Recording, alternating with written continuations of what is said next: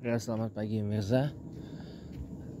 Kita teruskan lagi pembahasan tentang penolakan kenaikan PPN, pajak pertambahan nilai sebesar 12% adalah wajib ya.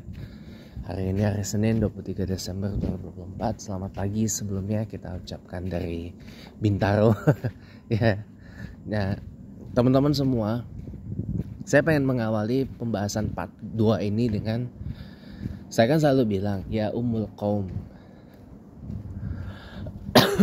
Pemimpin itu sudah pasti akan memimpin kaumnya.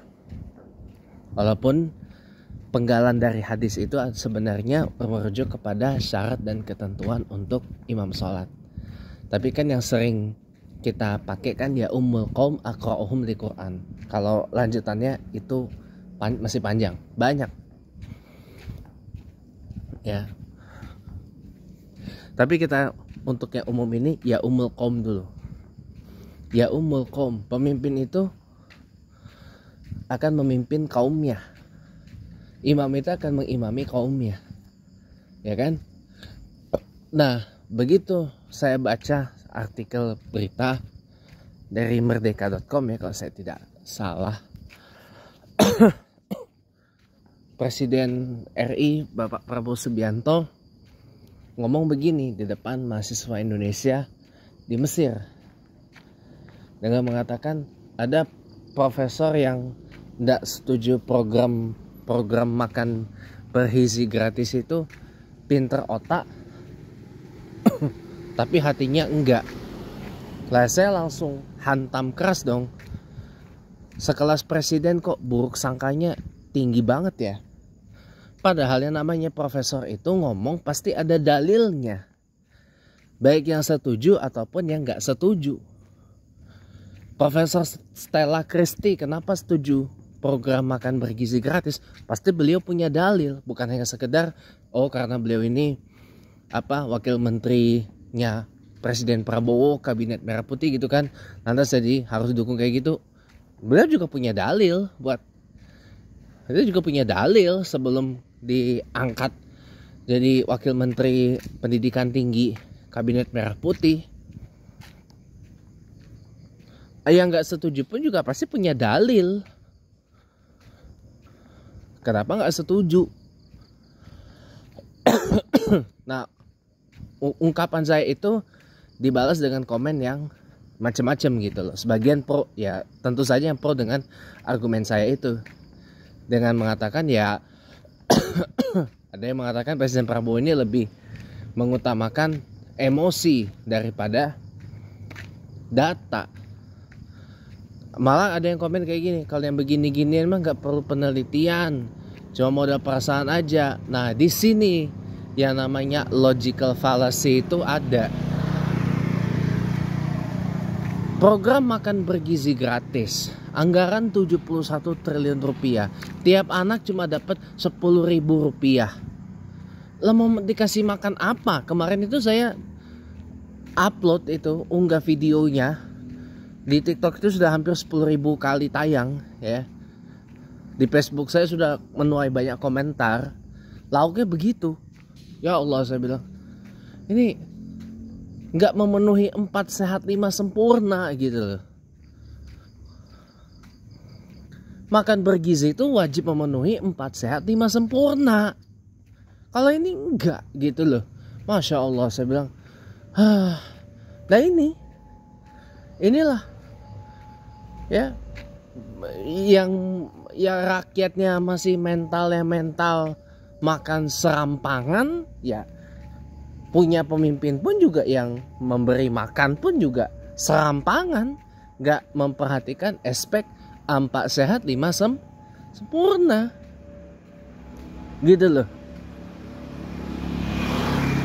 Kalau rakyatnya membiasakan korupsi, rakyatnya mentoleransi dan memaklumi adanya korupsi, ya dikasih presiden yang pro terhadap koruptor. Anda bayangkan ya, kalau koruptor akan diamnesti, dimaafkan ya, dengan ini asal mengembalikan, tapi diam-diam lah. Oh, ini mah namanya on-nya kebangetan. Ini mah bukan lagi sekedar strawman argumen apa itu segala macam, udah logical fallacy akut, kesalahan berpikir akut.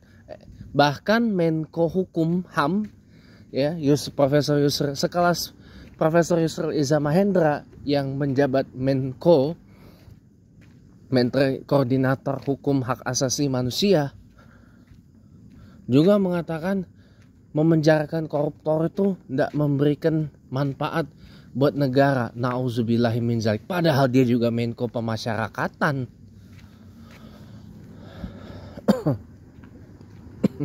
Padahal sekarang ada Kementerian Pemasyarakatan yang mengurus tentang lembaga pemasyarakatan, lapas, penjara, institusi pemasyarakatan ya. Lah buat apa dibentuk Kementerian Pemasyarakatan kalau kayak gitu?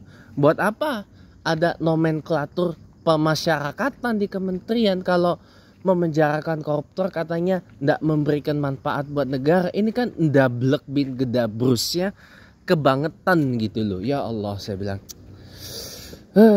Saya heran. Ini 96,2 juta pemilih Indonesia nih, on-nya pada kebangetan apa gimana sih? Ya terang aja, punya presiden on, punya wakil presiden on. Lah wong 96,2 juta pemilih Indonesianya banyak yang pada rada on, IQ-nya jeblok. Ya kan? Mereka yang sekolahnya tinggi pun terpapar oleh mereka yang dablek bin gedabrusinya udah jadi makanan tiap hari. Kasihan saya. Makanya kan saya selalu ingat nasihat ini. Pergaulan dan pertemanan akan membentuk kita di masa-masa yang akan datang. Kalau kita bergaul, berkawan, bersosialisasi, berteman, berelasi dengan orang-orang yang pintar, orang-orang yang pandai, orang-orang yang cerdas, orang-orang yang tidak berlogical fallacy, tidak strawman argument apalah itu namanya, ya. Ya kita juga akan seperti itu. Kita kalau berkumpul dengan orang saleh, saleha, insya Allah jadi orang saleh, saleha juga.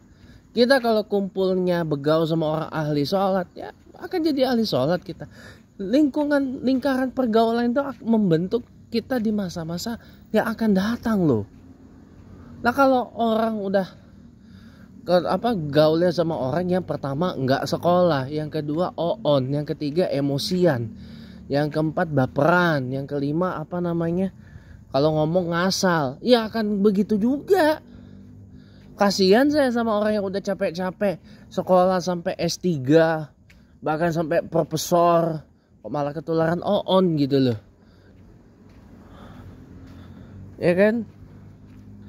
Saya berani bertaruh 96,2 juta pemilih Prabowo Gibran di Pilpres kemarin itu mayoritas adalah orang-orang yang berpendidikan rendah. Hanya berpendidikan rendah, sekolahnya nggak tinggi. Paling-paling mentok-mentok sekolahnya cuma sampai SMP. Atau enggak paling banyak didominasi oleh lulusan SD, sekolah dasar. Ternyata pendidikan berpengaruh juga ya Pak ya. Ya berpengaruh dong. Berpengaruh kepada apa? Pembentukan pola pikir, satu. Yang kedua pembentukan tatanan berpikir. Yang ketiga pembentukan tatanan berlogika. Makanya sekolah biar pinter kalau kata orang. Tapi bukan main asal ditentukan oleh dapat nilai 100K bagaimana, ya salah dong. Ya.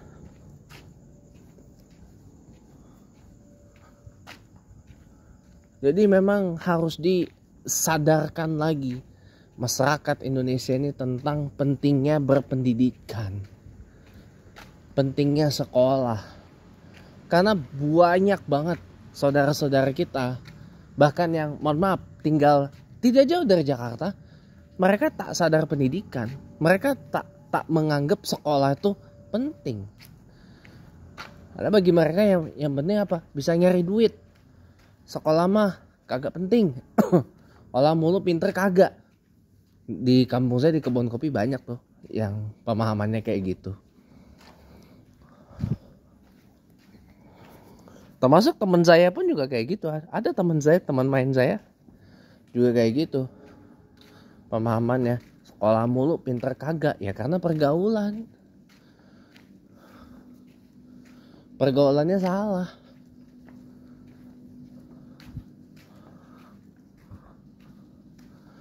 Nah, kembali ke masalah PPN ya. Coba PPN ini kalau naik 12%, banyak yang harga-harga pada naik. QRIS 12% kena. Banyak, nanti bahkan banyak lagi yang lain. Ini kan namanya pranking teknik. Teknik mengelabui orang. Teknik mengerjai orang. Katanya cuma barang mewah kenanya. Tapi taunya ini mah hampir hampir semua kena ini. Kena PPN 12%. Iya. Istilah cuma dikenakan pada barang mewah itu cuman apa ya, yang tadi pranking teknik mengelabui orang biar orang itu nggak marah gitu loh. Padahal kan sebenarnya hampir semua kena. Itu namanya lying teknik berbohong.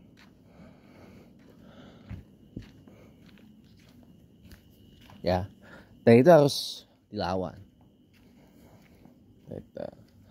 Coba. Makanya udah PPN 12% tapi gaji kita cuman nggak nyampe 1 digit, nggak nyampe 2 digit. Lah UMR Jakarta aja belum 10 juta bos.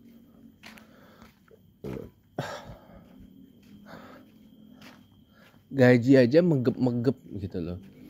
Kalau negara yang PPN-nya tinggi, gajinya udah 2 digit. Gajinya 2 digit, kalau kita konversi ke rupiah ya, gajinya 2 digit makmur. Gitu. Ya harusnya, makanya saya bilang sudah saatnya Indonesia ini orang-orangnya sadar wajib membaca gitu loh. Sadar suka baca. Maka agar kalau kita berargumen, berbicara, berpresentasi itu harus sesuai dengan fakta dan data yang sahih dan terverifikasi, bukan asbun gitu loh. Mudah-mudahan kita kalau punya presiden, punya pejabat negara, kalau berpresentasi, berbicara, berargumen itu pakai data, bukan pakai congor ya. Selamat pagi, selamat aktivitas.